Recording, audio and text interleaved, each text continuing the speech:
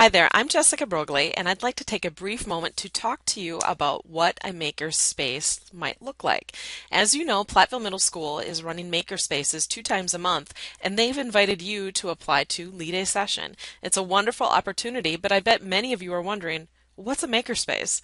So makerspaces take on different looks depending on the school, and you'll find some of them in communities where usually it's a bigger city where you can subscribe to or wait for a free night, an open house, and go to your community makerspace to try out an idea.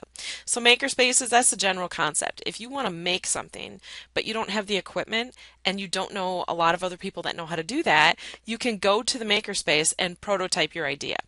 So let's take a look at, I just ran a random Google image search. I typed in makerspaces for schools, and let's just see what kind of comes up. So makerspaces look different depending on how much space and money the school has. They're generally open areas like your library or maybe a part of a technical education room or a computer lab.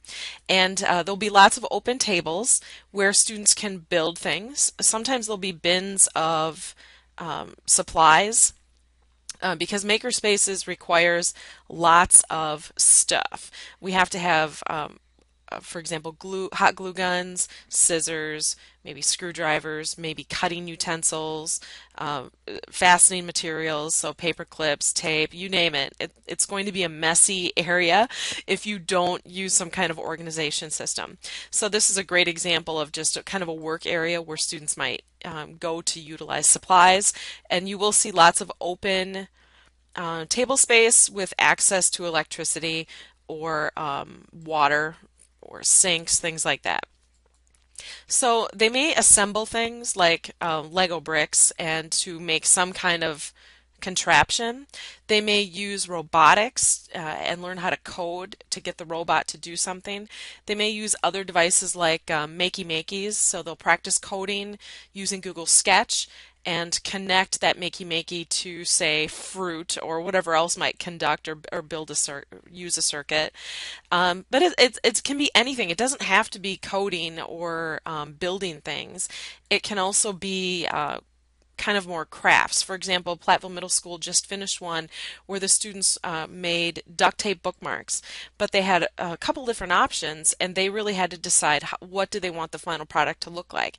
And indeed, I did see kids make more than one just so they could learn how to prototype their design, and no two bookmarks looked the same.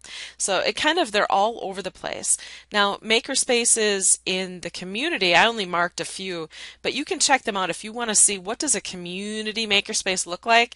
You can go do a random search in bigger communities like Madison, for example, or Milwaukee. They have several makerspaces open to the public or by membership that you can go and learn how to do things. For example, I went to the makerspace at the Madison Public Library downtown, and that makerspace had screen printing. So if I wanted to learn how to do, say, I've always wanted to learn how to do art where I would screen layers of color onto say paper or whatever it is, I could do it there. And they probably have a schedule of nights where there's someone there to kind of help me go through that process. So every makerspace is going to have different supplies. For example, maybe it would have a 3D printer, and I've always wanted to make a keychain of something, but I don't have a 3D printer. And I've always wanted to learn how to code and build that. I have no idea how to do that. I could go to my makerspace where there's a community of people that are driven to teach each other and kind of collaborate on such ideas. Schools are getting those 3D printers, by the way, too. It's pretty cool. Now, just to really blow your mind, this weekend there's a maker fair in Milwaukee. Someday I'm going to get to it.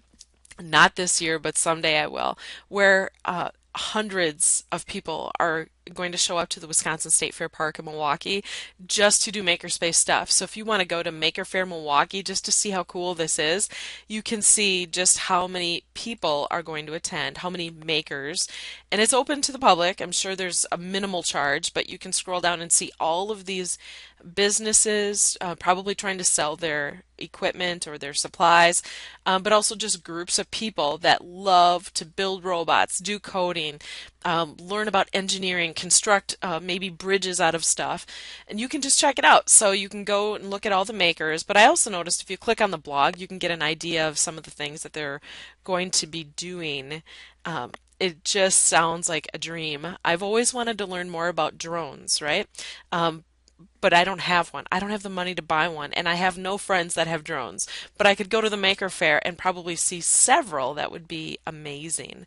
It seems like a kid's dream. I know my son, if I took him here, I would have a really hard time getting him out.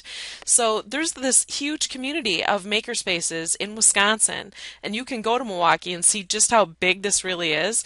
And here at Platteville, we are taking it to a much smaller scale, but you have the opportunity to take part in that. So if you know how to make anything, prototype an idea, it doesn't have to be robotics. It can be pretty much anything. Think of using iPad apps to do stop animation. Even sock puppets could be a potential idea. Green screening would be a great one to bring. But again, it doesn't have to necessarily involve high technology like apps and computers and coding. If you're really good at a craft and it allows kids to tinker and solve a problem and prototype an idea, that counts. That's valid for a makerspace. So think of what your passions are, and chances are you can turn that into a makerspace session, whether it be technology, crafts, music, video, you name it, it's going to work. So if you're interested, fill out this form, this application, and describe your idea and what supplies you need.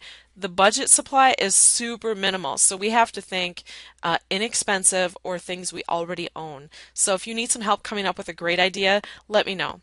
I hope you fill out an application.